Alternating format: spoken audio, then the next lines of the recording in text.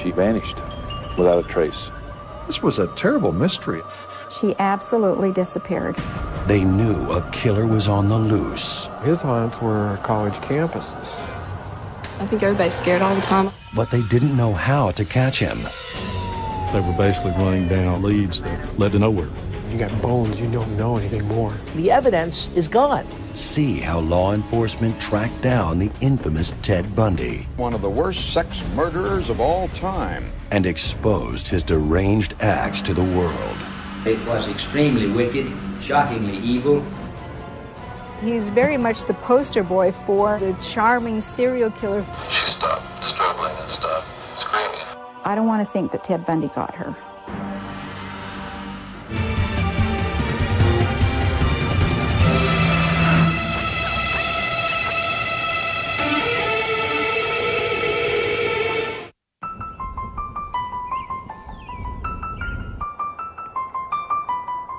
July 14th, 1974 was a beautiful Sunday afternoon. It was 90 degrees in Seattle, and we don't get that many 90-degree days. Everybody was at Lake Sammamish State Park. Everybody, including a dark-haired man with one arm in a sling. Pretending to need assistance, he asked a young woman to help him get his sailboat onto his car. The girl that was first approached actually went to the car and was the only person to see the vehicle and noticed that there was no sailboat there and said, "Oh, I thought it was here." And he said, "No, it's at my parents' house up on the hill in Issaquah." Well, she didn't go with him. But the man kept trying. Janice Ott lived in Issaquah, a little town not that far away, and she bicycled to the park. And she was his type. When she got up to go with him, she stuck out her hand and she said, "Hi, I'm Jan." And he said, "Oh, I'm Ted." And so that's the last time anybody saw Janice Ott. About 3 hours later, Denise Naslund disappears. She was there with her boyfriend, her dog, another couple. She left with the dog to go to the bathroom. The dog came back, but she didn't. There were thousands and thousands of girls at Lake Sammamish. Why did you choose her? In the space of a few hours, 2 girls had completely disappeared. Investigators canvassed everyone who had been at the park. It was kind of surprising that he would have chosen such a crowded area. There was a lot of people there that could have seen him, and eventually we found a lot of people who had been approached by this man. There were a dozen witnesses, young women whom he had approached with his story about his boat on his car and his broken arm. Police got a major clue from their interviews. One witness heard the man introduce himself as Ted. Investigators were also able to put together a composite sketch of the suspect for the public. As the hunt for Ted began, more girls, mostly college-aged, were also missing from the area. They all vanished without a trace. These were very publicized missing people in their various jurisdictions, not just in Seattle, but from Oregon State University, Central Washington, Evergreen, down in Olympia. It became very difficult to link these cases together. There may or may not be communication between the police agencies.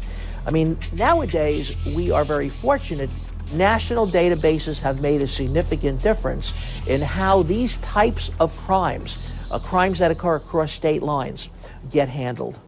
But once police made the possible connection, panic gripped the region. There was a great deal of fear, a great deal of concern. We started a service on campus where women could be walked back to their dorms. This was a terrible mystery. I mean, how could these girls suddenly just disappear? One girl was walking like 30 feet from the back of her sorority to another sorority, and boom, she's gone. How could this happen? All these kids were 19, 20 years old. They had the world by the tail. They had the future.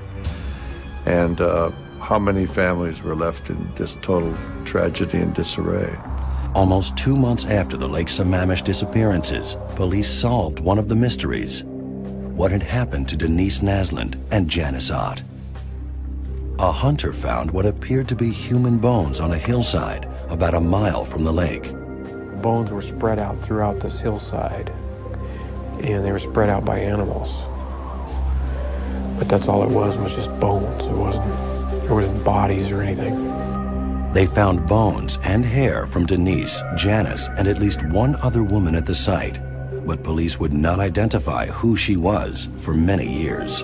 We were fortunate to have Explorer Search and Rescue that assisted us with the crime scene processing.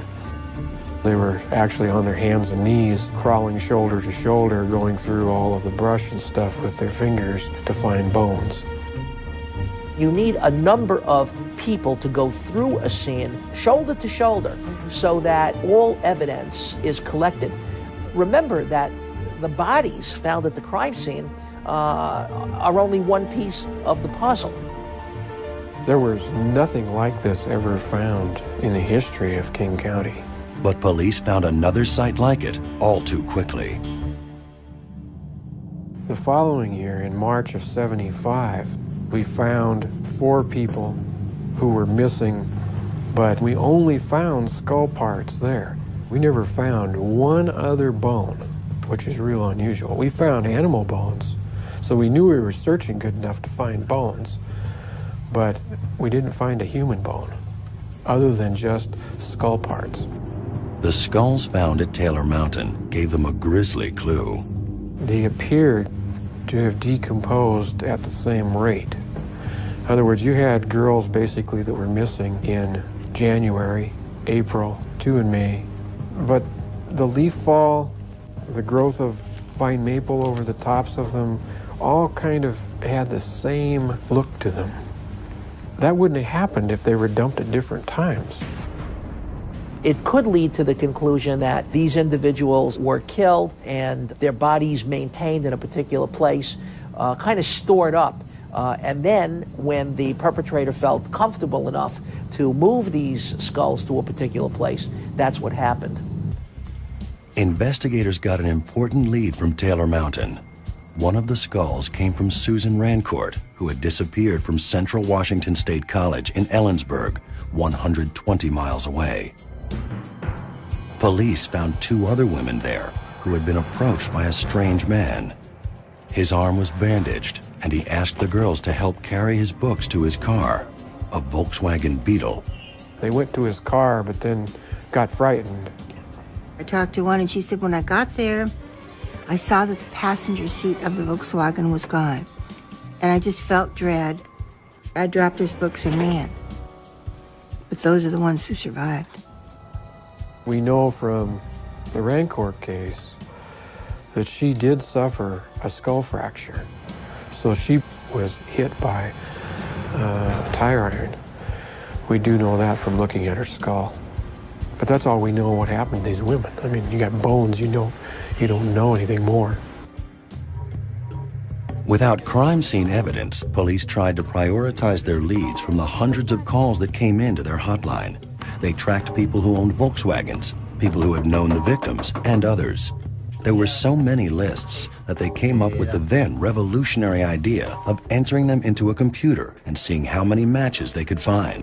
Computers in general have really advanced the cause of criminal justice, as it has many other fields.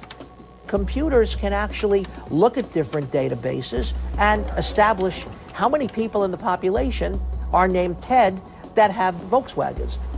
But as the police investigation of the killings hit full swing, the abductions suddenly stopped.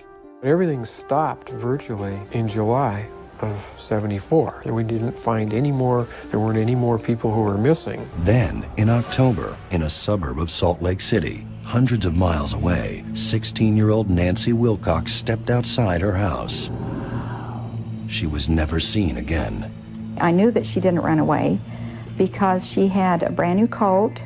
This was an October night.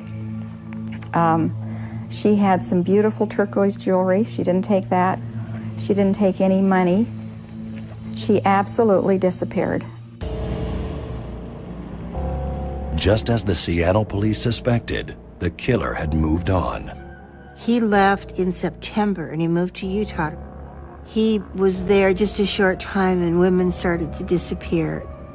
Melissa Smith, I believe it was October 14th.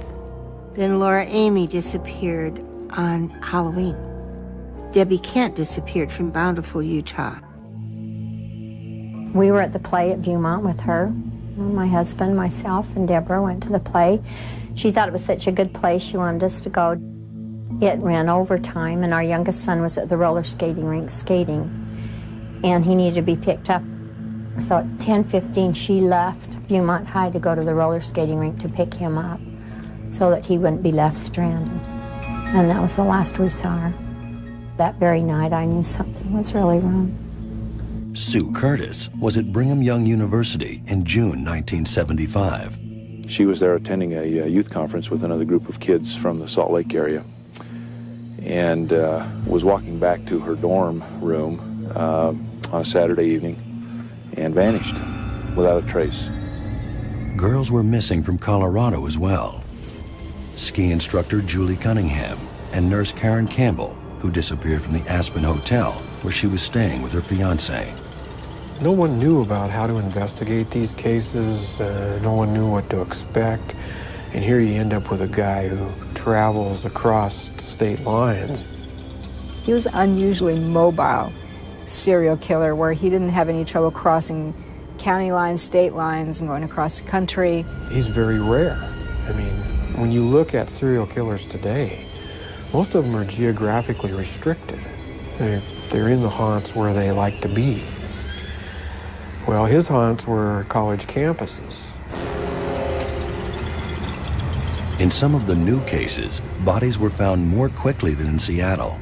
Authorities could tell that the killer had molested the victims.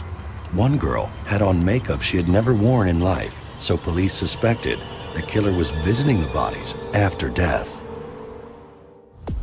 Then, on August 16, 1975, more than a year after the Seattle murders began, police in Utah pulled over a suspicious driver. He was driving at night, the early morning hours, and was spotted by a Utah State Trooper going home after shift. And of course, Bundy was driving his Volkswagen Bug without the lights on. Where he's caught with the lights out, I'm thinking that he's trolling for victims and trying to see if he could find someone without anyone knowing he was close to them, and got caught. A search of Ted Bundy's car confirmed the officer's suspicions. The trooper found this bag, and in the bag was a crowbar, handcuffs, an awl or an ice pick, pantyhose ski mask, a regular ski mask, strips of leather, flashlight, garbage bags. And Bundy said, well, these are what everybody carries in their Volkswagen Bug. But obviously, those were his murder implements. So he carried his own chamber of horrors around with him. The clean-cut Bundy was a law student at the University of Utah who had gone to college in Seattle. After he was arrested, we were shocked. We couldn't believe it. We tried to raise money for a defense fund for him and tried to protect him. We couldn't believe it. They had to have the wrong guy. Bundy had been a political volunteer when he was in Seattle. The Ted Bundy we knew, before there were any accusations, any charges, any arrests or anything, was a very nice guy. He was a person that we socialized with, and we knew a little bit professionally, and I thought was really an up-and-comer, somebody who was going to do well in life. He made a very positive impression. He was very verbal, articulate, intelligent. He dressed extremely well, very much different than the average student of that era. He looked like a young Cary Grant. Bundy was a very smooth, very well-educated, very deceptive type individual. He was the type of person that anyone would say that, no, it would be impossible for him to be involved in anything such as this. When he was released on bail, Bundy tried to cover his tracks by cleaning out his VW. But it turned out he left evidence behind. There was some hair that was found in Bundy's car that matched both Amy and Smith. In Bundy's apartment, authorities found a brochure for the Aspen, Colorado hotel where Karen Campbell was last seen before disappearing. Through tracing his gasoline credit cards, some of the areas that we placed him in that particular area, there was also hair samples that was found in Bundy's car that was consistent with the victim in Colorado. I begin to think either Ted is guilty or he's the unluckiest man there ever was, because every place he's been, a beautiful young woman fitting the same profile disappears or is found murdered. And I asked him that when I visited him, and he said, Ann, it's not against the law to be in Colorado. Yeah, they have my credit cards were used to buy gas on the same day in the same towns where those girls disappeared, but it's not against the law to be in Colorado. The most damaging evidence against Bundy would be witnesses. For the first time, people picked him out in a lineup. He was identified by a school teacher from the high school where Debbie Kent had been attending a play. He was identified by Carol DeRanch, the girl who got away from him. Carol DeRanch was the witness police had been waiting for. Bundy had approached her claiming to be a police detective. He asked her to go with him to help with a case. When she got into his Volkswagen, he tried to handcuff her. She fought him and got away. For the first time, here we have a living victim that's able to describe her abductor, describe the car, and also provide evidence with the handcuff that was still on her wrist, and to know that this guy was a good-looking guy who she thought it was okay to go with. Bundy went to trial for attempted kidnapping in February 1976, and DeRanch's testimony sank him. He was convicted and extradited to Colorado to stand trial for the murder of Karen Campbell. He decided this time he would defend himself. My class is graduating in about a month. I'll bet you I know more about love than any of them. Bundy gave a jailhouse television interview to bring his case to the public. Why did you decide to defend yourself? I felt it was right. I wanted to get involved. I wanted to become a part of my defense because I am such a part of it. I mean, I obviously I'm going to bear the consequences, so why not bear the responsibility? Do you get fresh air, sun? Do you get out? Well, I get to go to the library. It's a 50-yard walk from here across the parking lot to the library, and that's my fresh air. Those trips to the library gave Bundy the chance to make a daring escape. In July 1977, he jumped out a second-story window and got away. He had every right, actually, to be in the law library if he was helping with his case and because he was a law student, and in particular when he was representing himself. So he had every right to do that. Now, why would somebody leave a window open? Well, nobody's thinking like a predator. He's thinking like a predator, and he's looking for every which way he can to elude law enforcement. Authorities caught him a week later, but in December, just before the new year, Bundy tried again. He went through the top of his cell, down through the jailer's apartment, out into a blizzard in Colorado, stole an old beater of a car that gave out on the pass, headed for Denver, got a ride. He had money. When he wrote to us from the jail cell in Colorado and was afraid he wouldn't get a fair trial, all of us chipped in money to get a public survey done. And the great question that lingers in my mind is, did he use our money to get to Florida? If he did, then we have blood in our hands too, because more murders occurred shortly after that. Law enforcement people have lost all track of Bundy. He escaped from a Colorado prison on New Year's Eve. And now he is one of the FBI's most wanted men. In December 1977, accused killer Ted Bundy escaped from a small jail in Aspen, Colorado, and eventually made his way to Tallahassee, Florida. He found a room at a boarding house near the Florida State University campus. When he was here, he lived by stealing. He used credit cards that belonged to other people. He used cash he stole from other people. He stole bicycles. He stole cars. About a week after he arrived in Florida, Bundy picked up where he had left off out west. Investigators believe he focused on Cheryl Thomas, who lived near campus. She definitely fit the profile of the other girls that he is suspected of killing. She was out that night.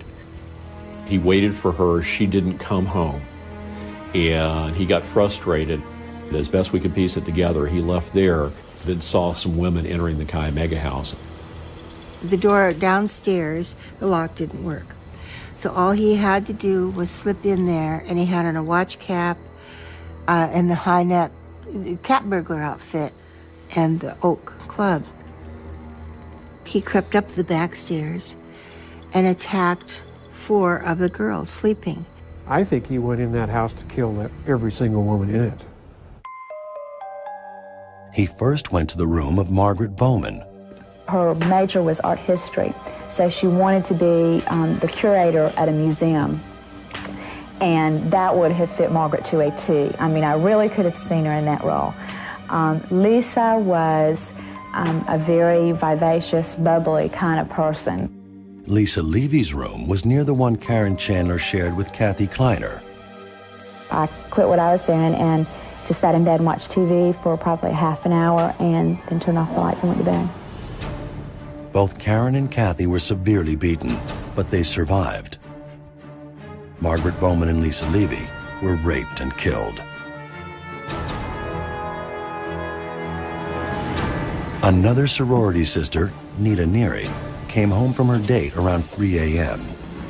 As she was coming into the foyer area of the Chi Omega house, she noticed a man coming down the stairway carrying a wooden club, and she was able to get a profile view of that individual.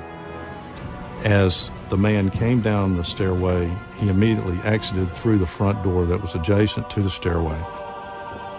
Neary called the police. We had received the telephone call about 3:23 that night. Our units were on the scene at 3:26. The best way to describe the actual homicide scenes was it looked like a shark frenzy. As the police investigated the horrific murder site, Bundy made his way back to Cheryl Thomas's house. He entered that house. Again, did the same thing. He bludgeoned her. While he was doing that, her neighbors heard the sounds. 911 emergency. Law enforcement arrived on the scene to find yet a 5th victim. Again, a victim that had been beaten around the head. In one night, Ted Bundy killed 2 young women and left 3 more for dead. This brutal rampage in some ways seemed different from his more controlled pattern in the West. It was definitely a rage event, not a calculated, planned something. This was almost a frenzy, which was not characteristic of Bundy, which would suggest that Bundy might be becoming a little unglued. Unlike the murders out west, these attacks were committed inside, which meant evidence could be recovered more easily. To attack 5 women in one night and leave 2 bodies inside where other women are there and alive and awake, and the police are coming right now, that's pretty careless. The vicious murders made national news, and they caught the attention of some of Bundy's longtime pursuers. We'd gotten 2 phone calls the morning of the murders. One from Bob Keppel. He told us to look for somebody named Ted Bundy. He hit people while they were asleep in their bed with some sort of a piece of wood or tire iron or something. And that was the same thing he did up in Washington State. But Bundy was only one suspect in a case that seemed to overwhelm the local authorities. We've got a very disturbed, sick individual. They were basically running down leads that led to nowhere. All of a sudden, we had 2 women dead, 3 left for dead, in a panicked campus. It was a real loss of innocence for this community. I think everybody's scared all the time, even just walking to classes. As the community and the police struggled to grasp what had happened, Bundy took off. He had left Tallahassee. It really got a little bit hot for him here. Ted Bundy stole a van from the university and headed north. We know that he was in Jacksonville on the afternoon of February the 8th. He stayed over that night in Lake City and then picked up Kimberly the next day. Kimberly Leach was a 12-year-old junior high school student. She had been elected runner-up to the Queen of the Valentine's Dance. She seemed popular with her classmates, just an ordinary 12-year-old junior high school student. That made her much younger than Ted Bundy's other victims. He's seeing her simply as a victim of opportunity, somebody, because he needs something now, he needs his fix. It's like an addiction now. And he's not thinking as carefully as he had been early in his murdering career. He may have used an approach similar to the one he used with Carol Duranch, who escaped his grasp in Utah. We did have a witness who observed Bundy leaving the junior high school in Lake City with Kimberly Leach. She appeared to be distressed. Bundy was leading her to the van, and we believe that Bundy had indicated that he needed her to go with him because there was some type of family emergency. Bundy drives a distance of about 40 miles from Lake City Junior High School to an area near the Swanee River State Park. It would be weeks before police found Kim Leach's body. But Ted Bundy actually brought the crime scene to the authorities. After he killed her, came back, dumped the van next to the FSU campus. It was observed by some FSU officers in routine patrol that it was a hot van. Our chief investigator, a guy named Steve Hooker, looked inside and said, something's happened here, and we need to go ahead and preserve this as a crime scene. We did.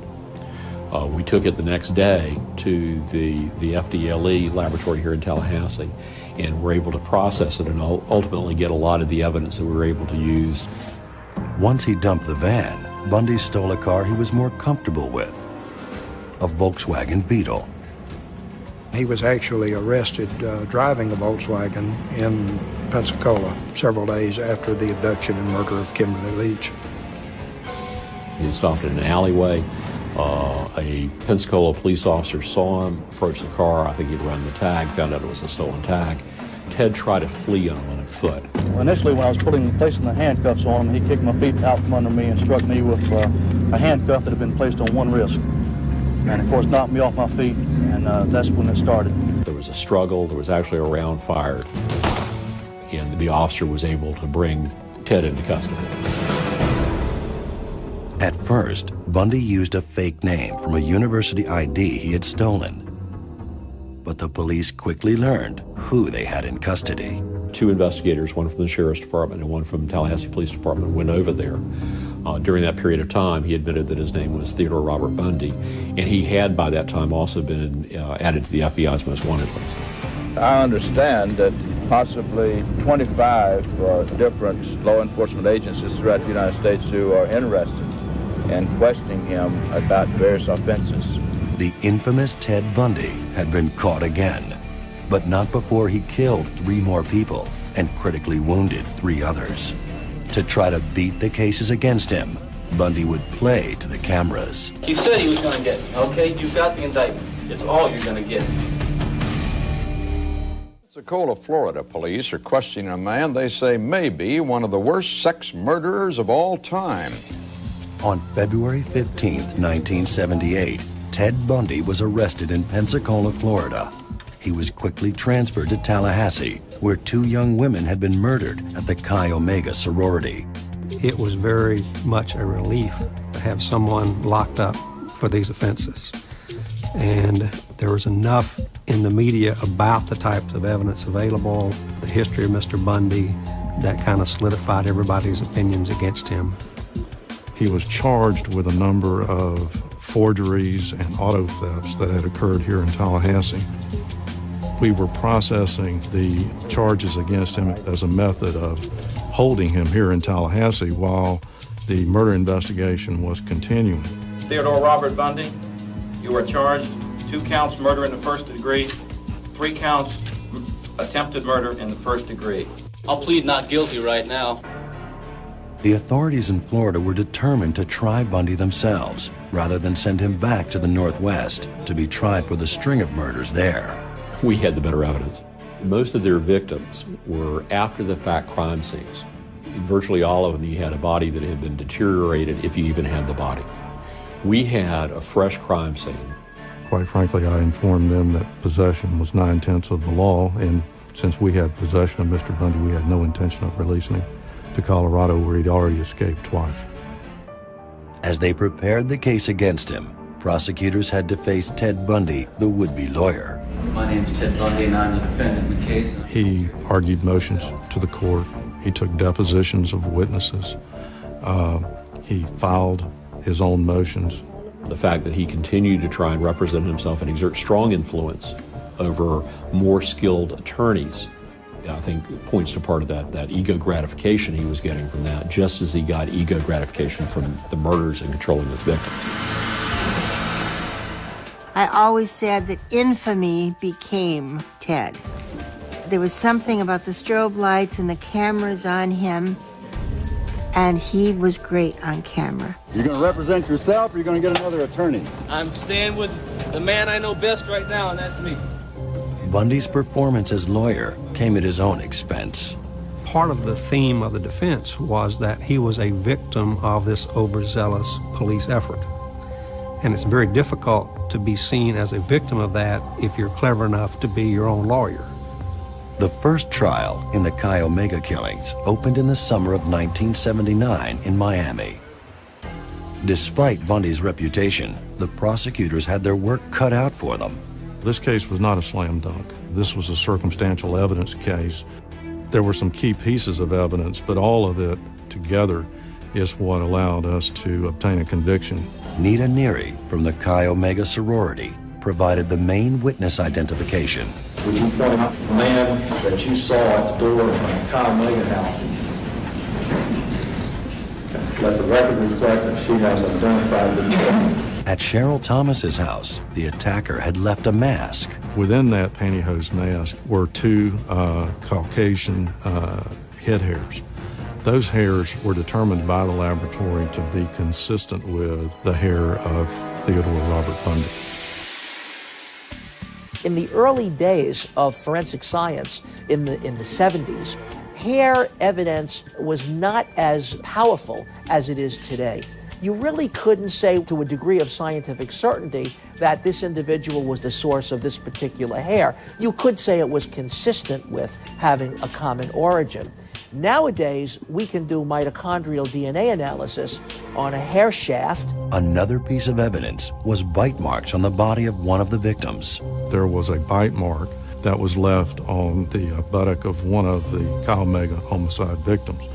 We secured a search warrant from the local state court judge to actually search Mr. Bundy's mouth to obtain impressions of his teeth that could then later be used to compare against the bite mark. They have taken my teeth and twisted them every which way but loose to fit. The evidence was controversial. I thought it was totally bogus. If someone bites part way into a piece of cheese, you can measure distances and see anomalies in their teeth. When you bite into human skin, it moves.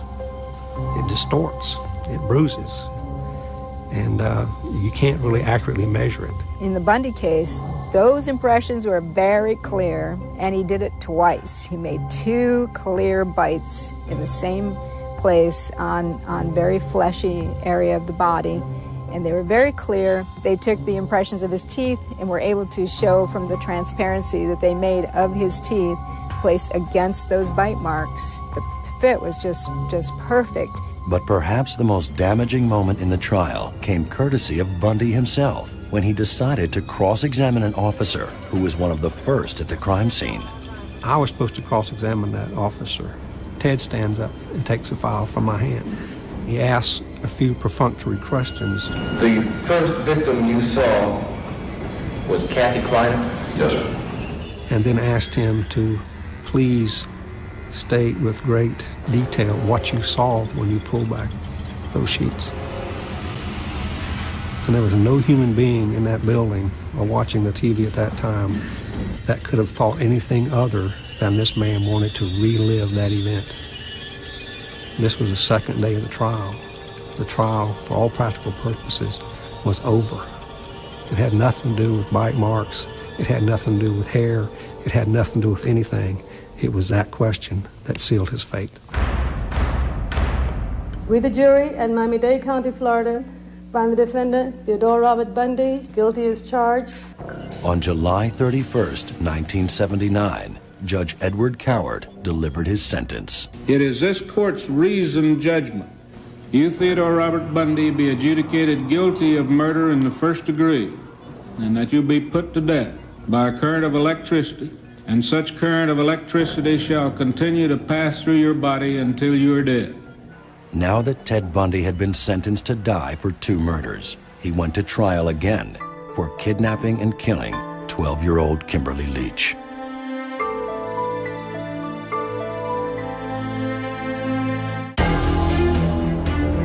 We had strong evidence in the Lake City case. We had a lot of scientific evidence, particularly hairs and fibers, that we were able to connect Kimberly to Ted and to that van at the same time. The van really provided most of the physical evidence that we used to convict Bundy. We were able to tie through fiber transfers Kimberly Leach to the van, to the carpet in the van. We were able to place Bundy in the van through fiber transfers. We also had some semen stains on Kimberly Leach's underwear that matched the blood type of Bundy. This was back before DNA evidence. One can determine if the evidence was derived from a person who was type A, B, AB, or O. Unfortunately, half the population have the same type. Nowadays, we're astonished that we put so much reliability into that determination. The reality is DNA has completely replaced ABO typing. Nowadays, we would have been able to look at a semen stain or a blood stain and said absolutely, certainly. But even in 1980, the case against Bundy was strong enough to convict him. The court finds this kidnapping and murder was indeed heinous, atrocious, and cruel, in that it was extremely wicked, shockingly evil, vile, and with utter indifference to human life. Once again, Ted Bundy was sentenced to die in the electric chair, but he would keep fighting to save his own neck. It was a desperate ploy. Do you ever think about the possibility of facing a firing squad? I think I stand about as much chance of dying in front of a firing squad or in a gas chamber as you do being killed on a plane flight home. Let's hope you don't. But so you don't lie awake at night thinking about it? Not a moment. Honest to God, not a moment. Because it's not going to happen. After 9 years on Florida's death row and a series of unsuccessful appeals, Ted Bundy faced execution in January 1989. The rendezvous with electric chair will be on next Tuesday at 7 o'clock in the morning. Bundy decided he would try one last ploy. He knew there were investigators still trying to find bodies he had buried and families who still wanted to know whether he was the one. Connie Wilcox, whose daughter Nancy disappeared from her suburban Utah neighborhood in 1974, thought about writing a letter. I would address it to Mr. Ted Bundy, and I would write it in a very professional way, and I would ask him if he killed my daughter. I don't want to think that Ted Bundy got her, but I don't know. I just don't know what could have happened to her. The parents of these girls, I really feel for them because apparently they suffered an incredible tragedy in their lives. The loss of a loved one is probably the most extreme kind of loss you can suffer in this life. And I feel as much for them as anybody can. Bundy tried to bargain. He'd give information, but he wanted a state prosecutor's office to ask for a stay of the execution so he had time to tell his stories. The offer was controversial. I had one set of parents calling me, urging me to urge the governor of Florida to have him executed immediately. I had another set of parents calling, saying, please, we have to know what happened to our daughter. Now, all of a sudden, he wants to tell the truth. We are not considering that request. For him to be negotiating for his life over the bodies of victims is despicable. Nonetheless, police from several states gathered in Florida to meet with Bundy, including Bob Keppel, the first detective assigned to the case. He had never admitted in the first person that he'd ever murdered anybody to anyone. He did it with Georgianne Hawkins. He chose that one because it was a chance, he thought, for us to be able to find some bones and confirm that she was a possible victim. Bundy said he had killed Hawkins in Issaquah, Washington. It turned out she was one of the first victims found in 1974, but her bones had never been identified. He described the Issaquah crime scene to me, and it was almost like he was just there. I mean, he didn't miss a bend in the road. Right then, the minute he described that site, I knew that that was it. He was the one. Bundy told many of his stories in the third person. Not thinking clearly, but still intending not to harm her, he placed his hands around her throat just to throttle her into unconsciousness so that she wouldn't scream anymore. She stopped struggling and stopped screaming.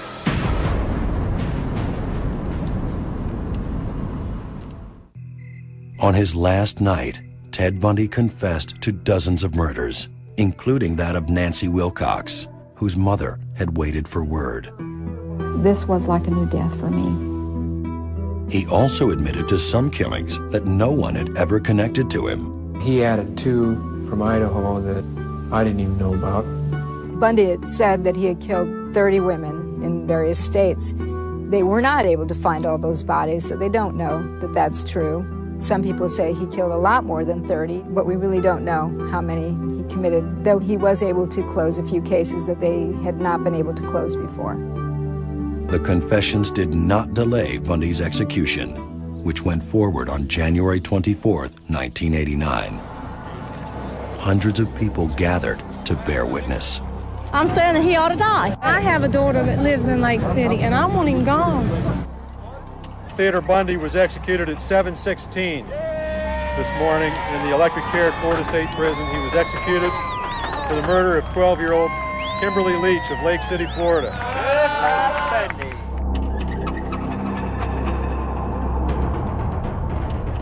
Almost 20 years after his execution, and more than 30 years after he began his killing spree, Ted Bundy still fascinates. He's probably the most renowned serial killer in the world, aside from Jack the Ripper, because he was so photogenic, handsome, smart, willing to talk, articulate, defended himself, that he's very much the poster boy for how the charming serial killer fooled so many people. His crimes are studied by investigators and by would-be protégés. Because of all the media generated by him, a number of people who aspire to become serial killers often want that kind of glamour, too. He's definitely a premier serial killer. He is probably the model, but I don't think there's very many of them like him, fortunately. Ted Bundy's crimes will continue to haunt those who hunted him and those whose loved ones he hunted.